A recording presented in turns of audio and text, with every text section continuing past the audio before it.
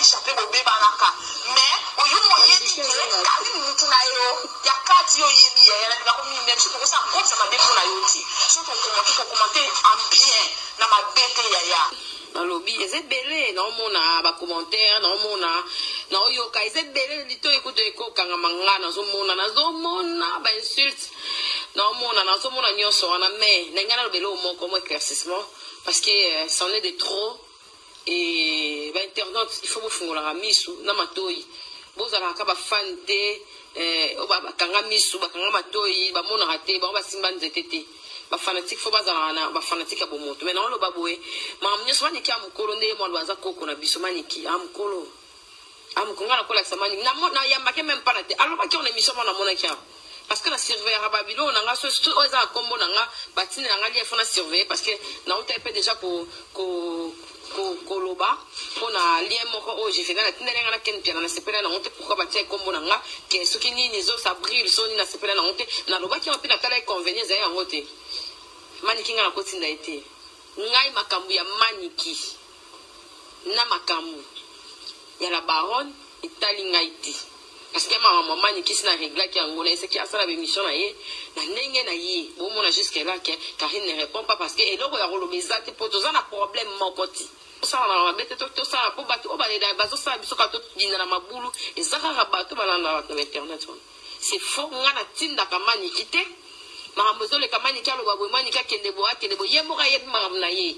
aza déjà mukolo ngana ya mbana za na difficulté ya mbaba na téléphone boza ka on a tout pour na kubuma des fois je fais une émission avec Paulette Kimuntu et ça na kleboa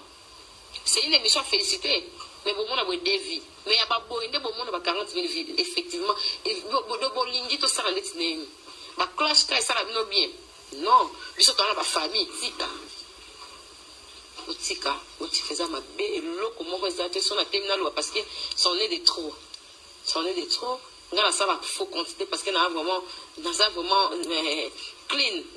na ça la faut quantité na ebine ba finga ka moninga te na ebine ba trika ka jeter na ebine ba ça va boiter peut-être là msune na memarango là msu place mo pe elizarabatu et puis na yebi ke moto bo tanga na guerre ne ko sala makutu guerre ti boye pona ba onye so landa rabiso ba internet nyonso maniki ya mukolo ngana mukolo barona mukolo nyonso moko ta ko échapper to ki ko distraire na biso public mais conscience na biso yebi ngana ko futa te maniki asala so akalo bakombo na ngapo na zape na mutu te na tini pa mutu ta koma so avocat na ngaba na osamba pona ngana non j'ai pas ce temps là bo ba on se balandinga en tout cas na ngene éclaircir si tu as capacité au monde, capacité wana na kombo na ngai famille wana nanu na respecter ngo makasi kombo wana nanu na pesa papa na ngai respect pe à son âme il faut ezala na okaka bino mo boloba général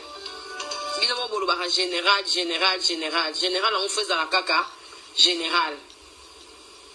bino batapoto boyebi kayu so ila sanini boyebi pena kayu so ila sanini nga Cynthia Kapashi non na zaboe na gera nano na ngano ebele na Sonas Société nationale d'assurance na biso ya kisasa ande ba busasira na poto ya biso na gera na ba publicité ba marché tout déjà donc chargé naza na Congo web place naza na carrière ni mobimba ya kosala naza nano kalate 10 ans awa carrière na ngana na Congo web na président Chabani record ba charge non ya Congo web na zana ngona na tout déjà